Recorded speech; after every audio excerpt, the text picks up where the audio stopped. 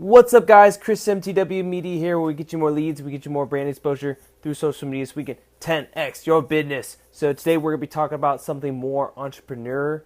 I've been learning a whole lot, just in depth, just marketing, email marketing, back end stuff. I got to get focused on the back end. So today we're going to be talking about the top 3 things that I wish I was taught in school. And I just came across this recently because this relates to being an entrepreneur, and I realized, man, if I had these 3 things, man, a lot of what I want to do, obviously there's a whole bunch of like missing stuff. One's like finding your purpose. That's a whole big deal in itself, and just what's trending, what are your skills, and what are you good at with your personality. You need to figure those out before you can actually implement these 3 things. But if you have these 3 things and you're experimenting, you're figuring out your personality, you're just gonna be able to hit the ground running 0 to 60 in a couple seconds because you'll know these things. And that's why I'm making this video, because I wish I had these things. So let's go ahead and jump in. But before I start listing them off, the first point, we're going to be sharing the find of the day. So it's open broadcast software. So if you like sharing your message, my purpose in life is to help others share transformative knowledge.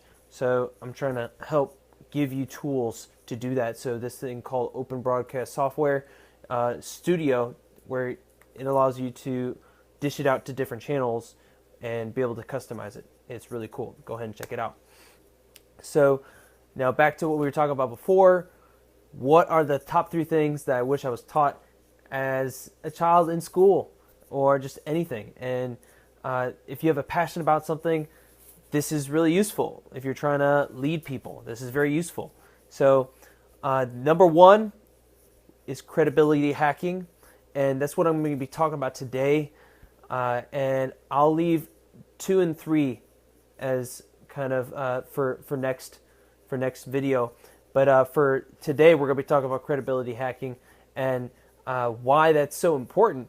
Because when you are doing something that you love and you're trying to either teach somebody, or you're trying to sell somebody something, or just get them to believe in you and what you're doing, you have to show them that you're credible so that they'll follow you. They'll do whatever. They see you as the expert. So I'm trying to break down what are the low-hanging fruit things that you can start doing right now, and then what are the things that you need to start shooting for long-term to be seen as kind of the expert in your space, that credibility. Like the school doesn't teach you this. They teach you how to get the paper, the degree. That's one part of credibility, but not necessarily all the other aspects, because the school churns out cookie-cutter degrees, cookie-cutter people. They don't know. They kind of do a one-size-fits-all solution. That's what I mean by cookie-cutter. Everybody gets spit out the exact same. You've had the same amount. Everybody that went to that school got the same amount of time or credit hours for PE, for English, for all these things. The night, knowing the state bird, or when Columbus came to the Americas, 1912. I don't know. Maybe that was the War of 1912. Whatever. But anyways, low-hanging fruit for building credibility hacking.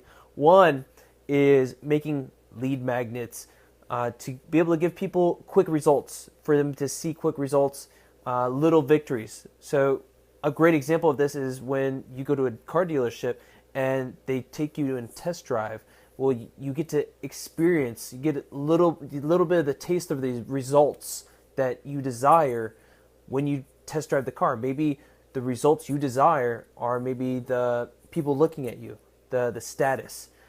Maybe you're driving a really nice, I was doing a valet, and this really nice, for one, an Aston Martin came up. It was my turn, but the manager decided, hey, I'm going to take over on this one. I was pissed. Second, I think I learned from that experience. There was this really nice Porsche that came up, and I think only one in a couple were made here in the United States, or 1 in 100, whatever, or just 100 came to the United States. It was really rare, and I was the manager took over, and I was like, hey, since the owner is gone, you mind if I just ride in the passenger seat? And one of the coolest experiences ever was we were driving around the loop, parking the car, and because we were at the Coca, there's this place in St. Louis called Coca, and we were parking. There was an event. We were parking cars. We were part of a company that was doing that. We had the jacket, but anyways, they when we were turning the corners to the parking lot, everybody was looking, and you could feel that result that you wanted, that craving, the status, and you just felt like a baller. And maybe it's speed, So just to stretch out the example, given those quick results, is there a way you can give them little victories really quick? A guide, a swipe file, cheat sheet, a trial. So that's an example. So that's number one. Number two, these are the low-hanging fruits that you can implement right away. Number two would be certification. So if there's quick certifications you could do, just quick classes online from a reputable source, just anything at all, just to show to somebody, just a quick piece of paper. Maybe you do a quick class online. That speaks volumes to the people who are just very logical and practical minded, who worry a lot. Also the social people who just want to shop around. Like if you have those pieces of paper, I think it's useless, but for those people, it means the world, because I guess you're piggybacking off the authority of someone bigger.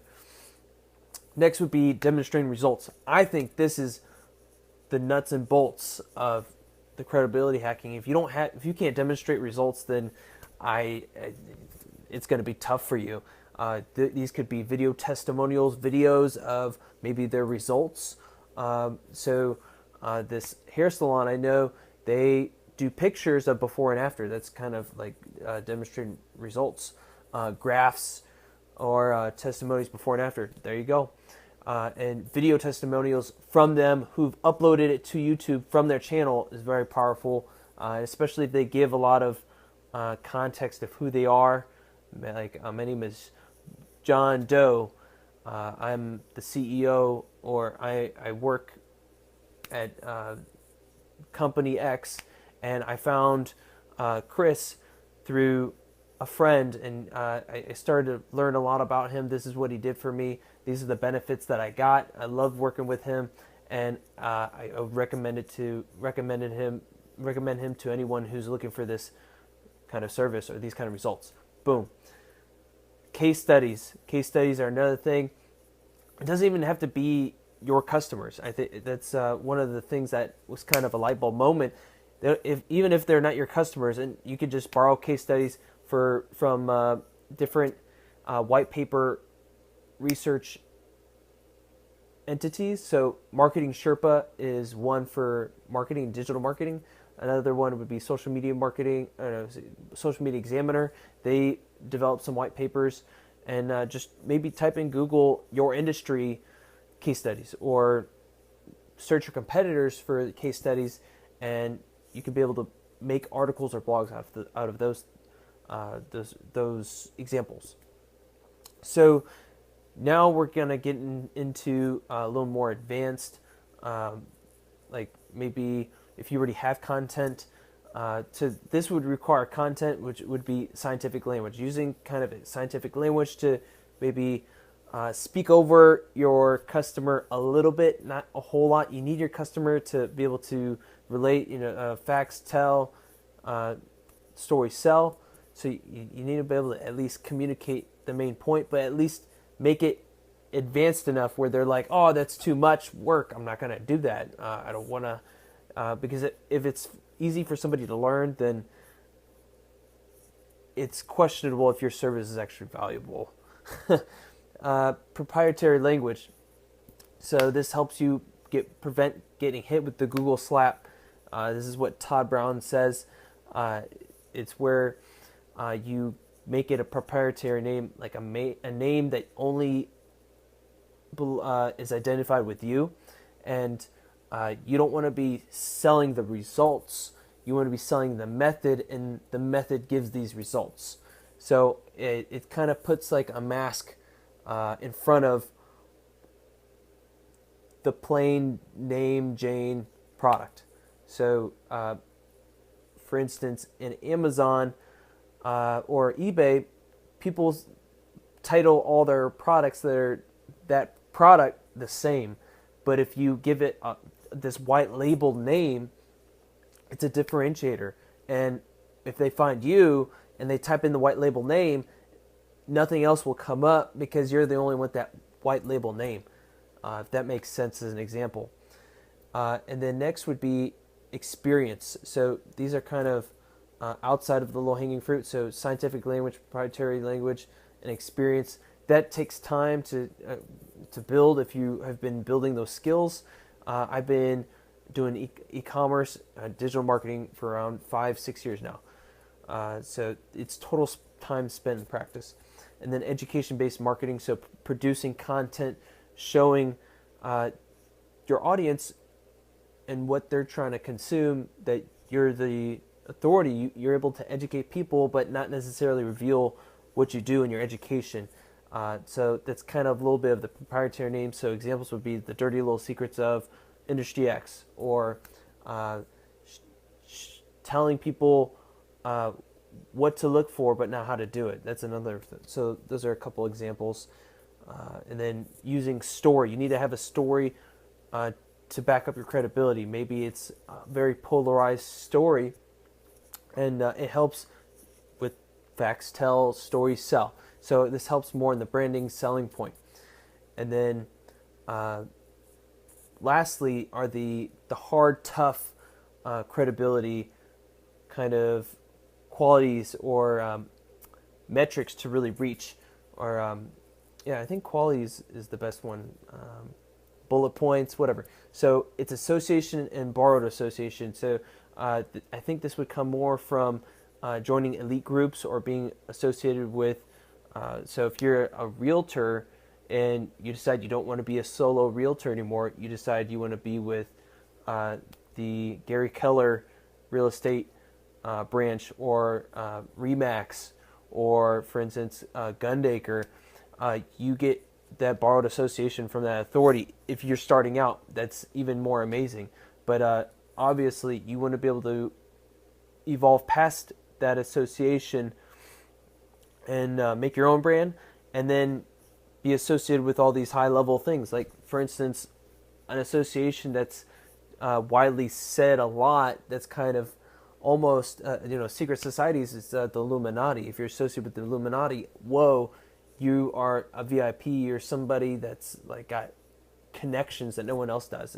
It's kind of those things. So clubs, associations, if you go to conferences, if you're in some kind of membership that is very exclusive, those are like clubs. Those would be the associations. Respected endorsements. So these are from either publications or other people. You want to be able to get those. So those are people who would recommend you, almost like an influencer, promoting you. Like, hey, there's only 3 people I listen to, Michael Jordan, or what? Insert top celebrities here, and then you. So that would be an example of one.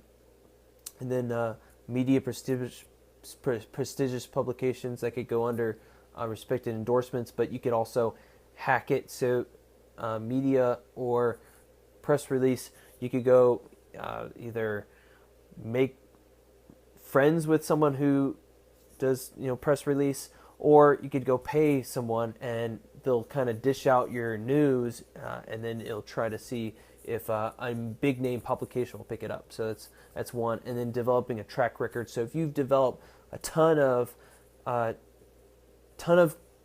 customers where you've consistently gotten them high results, the credit card company kind of uses this, and your credit history is your track record of your spending, and that's kind of how they calculate your credit score.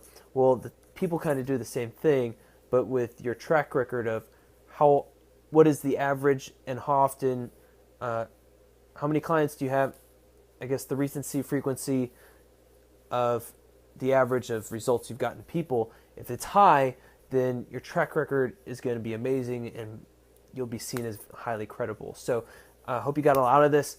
I will see you next time because we're going to be talking about 2 and 3 of the top 3 things that have that I wish I was taught in school. So stay tuned. This all has to do with reputation, and I think I heard it on some kind of YouTube video with what's his name, the guy who was a football player. Oh my gosh, tip of my tongue. But he came up with and he was interviewing this guy.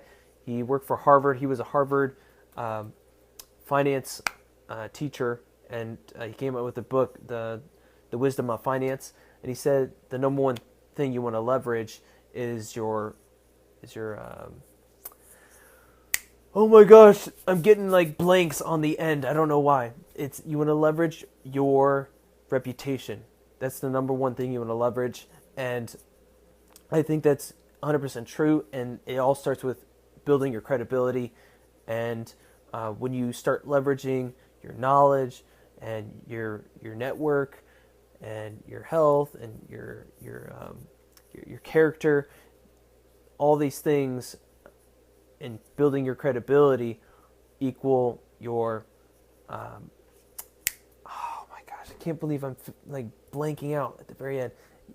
Leverage your reputation. So stay tuned to the next video. I'm going to share the part 2 and part 3 of what I wish I was taught in school. So see ya.